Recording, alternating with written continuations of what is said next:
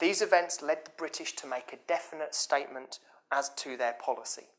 In 1917, the Secretary of State for India, E.S. Montagu, declared that the eventual aim was that India would one day have responsible self-government but remain a part of the empire. Now, this is a massive change in comparison to what the British had been saying only a few years previously.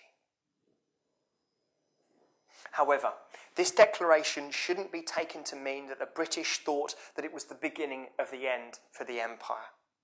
London felt it was still calling all of the shots in terms of how long the British would be ruling India. They thought that they would still be there for a long time yet.